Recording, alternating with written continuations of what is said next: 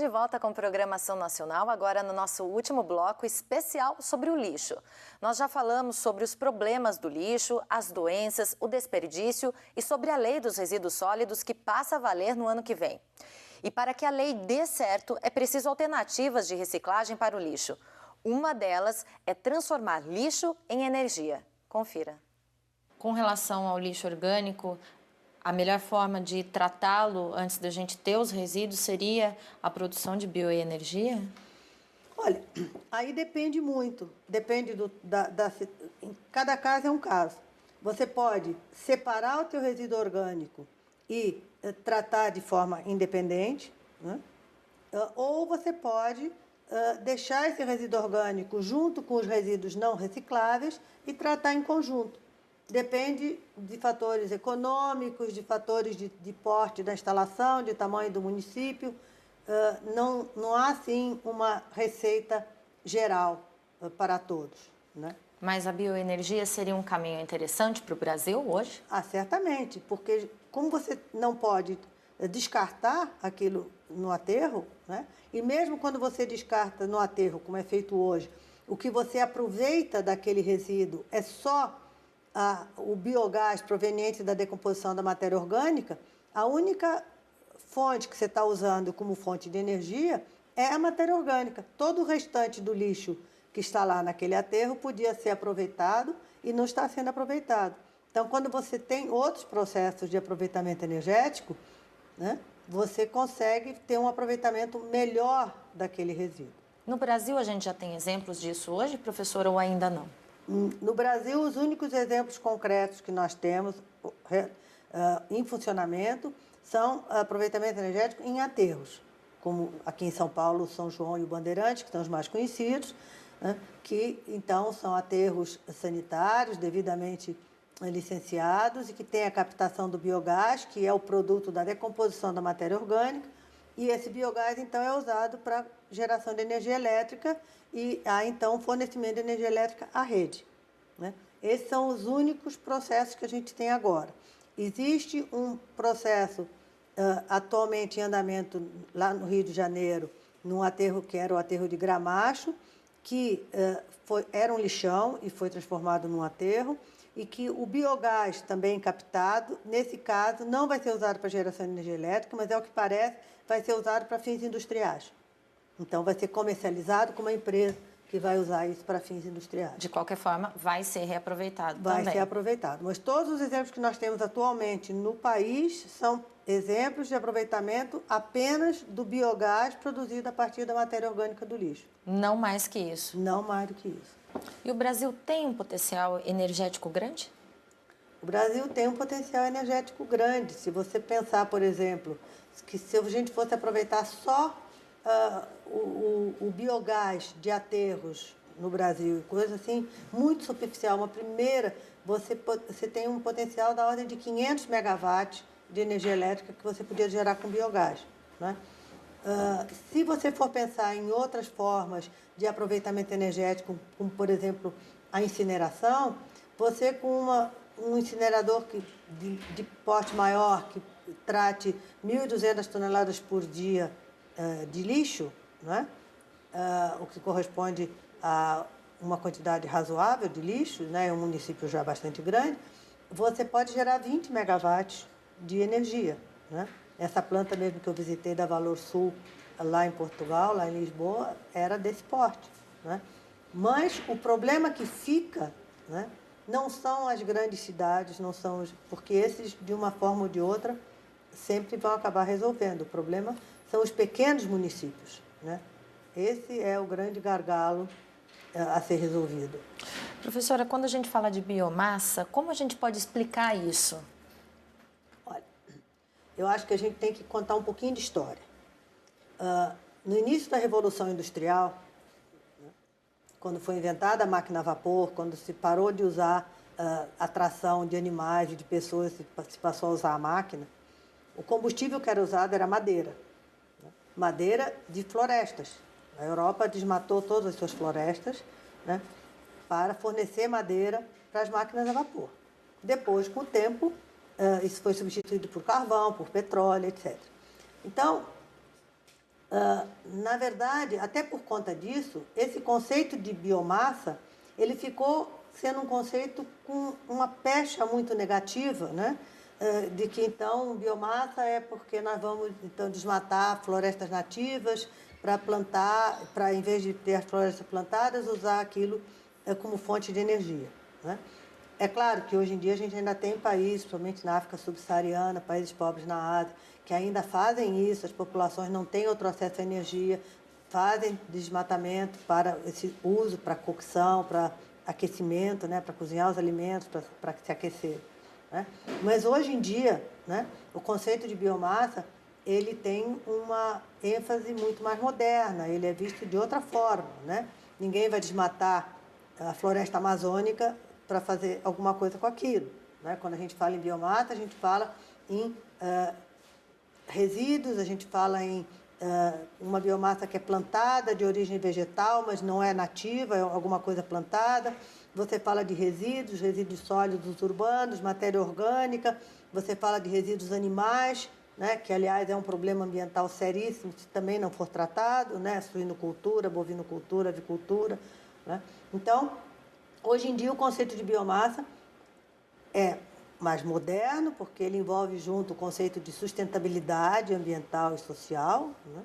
E ele também é um conceito que envolve eficiência, porque então nós vamos estar usando toda essa matéria-prima em processos eficientes de conversão de energia, né? Então você tem um conceito muito mais moderno de biomassa, né? Comparado com aquele anterior, lá do tempo da Revolução Industrial, né, que era o conceito tradicional de biomassa. Porque ela nos permite sustentabilidade. Exatamente, né? Hoje em dia, ninguém, quando fala em biomassa, né, numa matéria-prima vegetal, ou animal, ou de resíduos, você nunca pensa em fazer um desmatamento, né, para utilizar aquela biomassa, né? No Brasil, os estudos estão avançados nessa área? Sim, o Brasil é um dos grandes, uns países no mundo com grandes progresso nessa área. O nosso programa do álcool é um exemplo conhecido no mundo inteiro, né? Onde, então, a partir da cana-de-açúcar, a gente extrai o etanol, que é um combustível renovável, que substitui a gasolina e os combustíveis fósseis, né? Você tem também o uso de resíduos, como no caso o bagaço de cana, que você pode usar e é usado para geração de eletricidade. Você tem os resíduos sólidos urbanos, como nós comentamos o caso já do aterro São João e Bandeirantes, que usam, então, esse biogás para gerar energia e comercializar essa energia, né? Então, nós temos, sim, vários exemplos, estamos bastante avançados nessa área de aproveitamento da bioenergia. O Brasil é considerado um caso de sucesso. Nós vamos conhecer agora um pouco mais sobre o TECOM. O TECOM é um conversor térmico de material orgânico que permite a reciclagem de materiais tão diversos quanto pneus, plásticos, produtos químicos e resíduos hospitalares. Veja só. Professora, existe um sistema chamado TECOM de reaproveitamento de resíduos sólidos. Eu gostaria de saber a sua opinião a respeito desse sistema e explicar um pouquinho para quem está em casa, resumidamente, como ele funciona. Não sei se, de repente, seria um começo de uma solução para o Brasil. Olha, existem vários sistemas parecidos com esse, como esse, que são sistemas de pequeno porte para aproveitamento energético de lixo, né? Sistemas de pirólise, de gaseificação, que são sistemas que estão ainda, podemos dizer, em fase, não de desenvolvimento, mas em fase ainda de testes de planta piloto, né? Como esse que você está mencionando, né? A informação que a gente tem é que existem algumas plantas pilotos nos Estados Unidos, aqui no Brasil a gente não tem nenhuma, né? Nem com esse sistema, nem de gaseificação, nem de outros processos, né? Ainda são sistemas caros, onde o investimento é muito grande, né? Podem vir a ser uma opção interessante para pequenos municípios, né? Onde você tem um problema de destinação do lixo, né? Desde que, de fato, as plantas pilotos que existem lá fora, né? De fato, comprovem a sua viabilidade técnica, né? E eles cheguem aqui também em termos econômicos, porque uma outra questão que a gente tem, que perpassa a questão da política de resíduos sólidos urbanos, é que, tudo bem, não pode colocar no aterro, tem que fazer reciclagem, coleta seletiva, ter outras destinações. Só que na hora que você vai ter uma outra destinação, como um aproveitamento energético, você vai gerar eletricidade, você precisa comercializar essa eletricidade, então você precisa ter políticas de incentivo, porque todas essas tecnologias, elas são tecnologias que não existem no Brasil, elas são caras, e elas, para serem implantadas aqui, elas precisam de programas especiais e condições especiais para que elas comecem a acontecer no país. Essas plantas que eu visitei em Portugal, como outras na Europa, são plantas que tiveram pesados subsídios e pelo menos 50% dos investimentos doados a fundo perdido pela União Europeia. Né?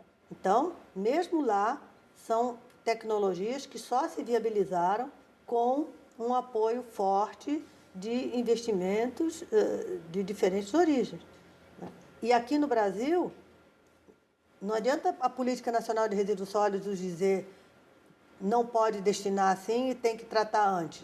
Tudo bem, mas é preciso que haja condições para que ocorra um arcabouço financeiro, legal, tecnológico, que aquilo seja viável, porque senão a gente fica com umas coisas muito bonitas no papel e a gente não consegue fazer com que aquilo saia do papel. Quer dizer, para a política ser cumprida hoje no Brasil, principalmente até o prazo que ela estabelece, dentre outros prazos, não só a questão do aterro sanitário, é preciso um estudo mais a fundo, uma coisa mais complexa para a gente atender todas as áreas. É preciso outras políticas em áreas correlatas que, de fato, colaborem para que todos os processos aconteçam de forma paralela, digamos quase que simultânea, para que, de fato, as coisas aconteçam como a gente gostaria que acontecesse.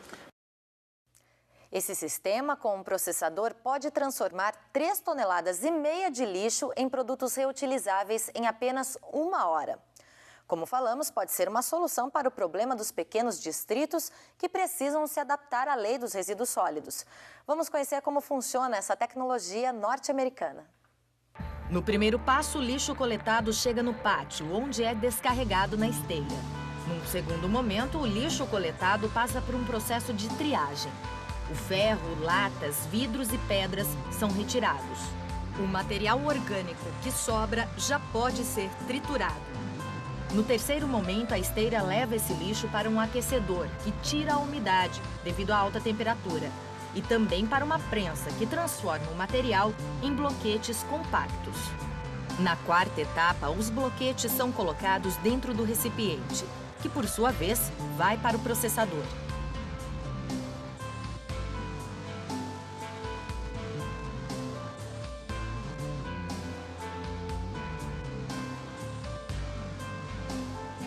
A tampa é fechada.